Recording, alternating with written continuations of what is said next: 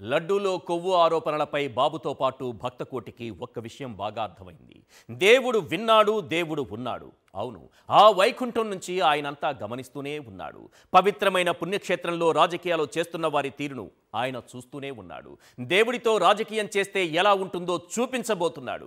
విషయం కోర్టు వరకు వెళ్లకుండా సిట్తో మేనేజ్ చేసేద్దామనుకున్న బాబుకు సుప్రీంకోర్టు షాక్ ఇచ్చింది. తొలి రోజు విచారణలో ప్రశ్నల మీద ప్రశ్నలతో మొట్టికాయలు వేసింది. ఇప్పుడు బాబు ఏర్పాటు చేసిన సిట్ను పర్మనెంట్గా షట్ డౌన్ చేసి ఆ స్థానంలో స్వతంత్ర సిట్ ఏర్పాటు చేసింది. చంద్రబాబుకి ఇది మామూలు షాక్ కాదు, సూపర్ షాక్. సుప్రీం నిర్ణయంపై కక్కలేక మింగలేక స్వతంత్ర సిట్ను స్వాగతిస్తున్నాం అన్నారే కానీ లోపల మాత్రం తెగ టెన్షన్ పడుతున్నారు బాబు గారు. అసలు విచారణ సందర్భంగా చంద్రబాబుకు సుప్రీంకోర్టు వేసిన మొట్టికాయలు ఏంటి? సుప్రీం ప్రశ్నల్లో ఒక్కదానికైనా బాబు దగ్గర సమాధానం ఉందా?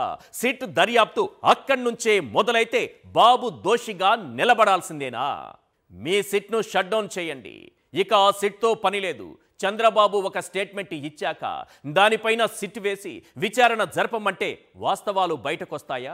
అందుకే ఇండిపెండెంట్ సిట్ ఏర్పాటు చేస్తున్నాం.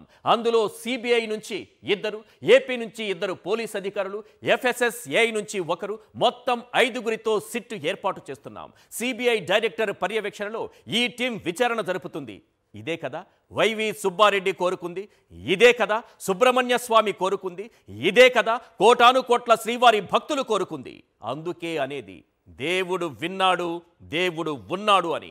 సోమవారం రోజు ప్రశ్నల మీద ప్రశ్నలతో చంద్రబాబును ఉక్కిరి బిక్కిరి చేసిన సుప్రీంకోర్టు శుక్రవారం రోజు కూడా వదిలిపెట్టలేదు. మొట్టికాయలపైన మొట్టికాయలు, తల బొప్పి కట్టేలా సుత్తితో ఠపీ ఠపీ ఠపీమని కొట్టి మరీ ప్రశ్నించింది. అసలు ఆట ఇప్పుడే మొదలైంది. భగవంతుణ్ణి రాజకీయాల్లోకి లాగితే ఏం జరుగుతుందో ఇకపైనే తెలిసి రానుంది. సెప్టెంబర్ 18న చంద్రబాబు తిరుమల శ్రీవారి లడ్డూలో జంతువుల కొవ్వు కలిసిందని చాలా సింపుల్గా చెప్పుకొచ్చారు. జగన్ పైకి నెట్టేయొచ్చని ఎప్పటిలానే తన తెలివితేటలు ప్రదర్శించారు. కానీ ఆయనకు తెలియని విషయం ఏంటంటే ఆయన లాగింది జగన్ను కాదు, స్వయంగా ఆ దేవదేవుడైన శ్రీ వెంకటేశ్వర స్వామిని. అందుకే బాబు డే 1 నుంచి అడ్డంగా బుక్ అవుతూనే ఉన్నారు. ఇప్పుడు ఆయన ఏర్పాటు చేసిన సిట్ గాల్లో కలిసిపోయింది. ఇక ఇండిపెండెంట్ సిట్ రంగంలోకి దిగనుంది. కొవ్వు ఆరోపణలపై విచారణ స్వతంత్ర సిట్కు అప్పగించిన వేళ కొన్ని ప్రశ్నలు వినిపిస్తున్నాయి. అవేంటో ఒక్కసారి మనం స్క్రీన్ పైన చూద్దాం. క్వశ్చన్ నెంబర్ 1, సుప్రీం ఆదేశాలతో బాబు ప్లాన్ మొత్తం రివర్స్ అయిందా? క్వశ్చన్ నెంబర్ 2, సిబిఐ విచారణ చంద్రబాబు నుంచే మొదలవుతుందా? క్వశ్చన్ నెంబర్ 3, చంద్రబాబుకు సుప్రీంకోర్టు వేసిన మొట్టికాయలు ఏంటి? క్వశ్చన్ నెంబర్ 4, జంతువుల కొవ్వు చంద్రబాబు మెడకే చుట్టుకోబోతోందా? క్వశ్చన్ నెంబర్ 5, ఆ కోణంలో విచారణ జరిగితే బాబు పాపం పండుతుందా? త్వరలో స్వతంత్ర సిట్ రంగంలోకి దిగబోతున్న వేళ వినిపిస్తున్నటువంటి ప్రశ్నలివే.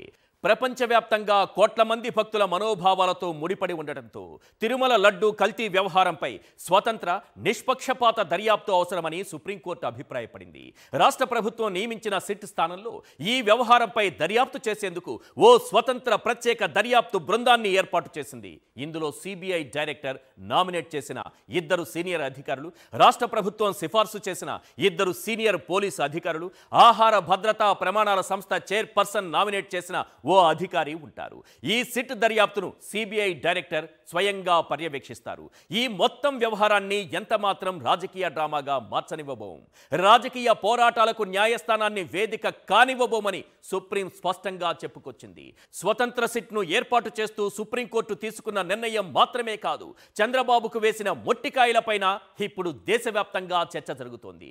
ముందుగా ఆ మొట్టికాయలేంటో చూద్దాం. జూలైలో ఎన్డీడీబీ రిపోర్టు వస్తే సెప్టెంబర్ వరకు ఏం చేశారు బాబు? ఇదే మొట్టికాయ నెంబర్ 1. కొవ్వు కలిసిందంటున్న లడ్డూలను ల్యాబ్లో టెస్ట్ చేయించావా బాబు? ఇదే మొట్టికాయ నెంబర్ 2. ఆ నెయ్యి రిజెక్ట్ చేశారని మీరే చెబుతున్నప్పుడు లడ్డూల్లో వాడే పరిస్థితి ఉంటుందా బాబు? ఇదే మొట్టికాయ నెంబర్ 3. ముఖ్యమంత్రి హోదాలో ఉన్నప్పుడు బాధ్యతగా ఉండాల్సిన అవసరం లేదా బాబు? ఇదే మొట్టికాయ నెంబర్ 4. కల్తీ నెయ్యిని లడ్డూల్లో వాడినట్లు ప్రాథమిక ఆధారాలు ఉన్నాయా బాబు? ఇదే మొట్టికాయ నెంబర్ 5. జంతువుల కొవ్వు కలిసిన నెయ్యి వాడారంటూ సెప్టెంబర్ 18 నాడు మీరు చేసిన పర్యటనకు ఆధారాలు ఉన్నాయా బాబు? ఇదే మొట్టికాయ నెంబర్ 6. కల్తీ నెయ్యి లడ్డూల్లో కలవనప్పుడు మీడియా ముందు ఎందుకు మాట్లాడావు బాబు? ఇదే మొట్టికాయ నంబర్ 7. ఏఆర్ డైరీ సప్లై చేసిందంటున్న కల్తీ నెయ్యిపై సెకండ్ ఒపీనియన్ ఎందుకు తీసుకోలేదు బాబు? ఇదే మొట్టికాయ నంబర్ 8. ఇది కోటాను కోట్ల భక్తుల మనోభావాలకు సంబంధించిన అంశం. మీరే ఆరోపణలు చేసి మీరే సిట్టు వేసుకుంటే ఎలా బాబు? ఇదే మొట్టికాయ నంబర్ 9.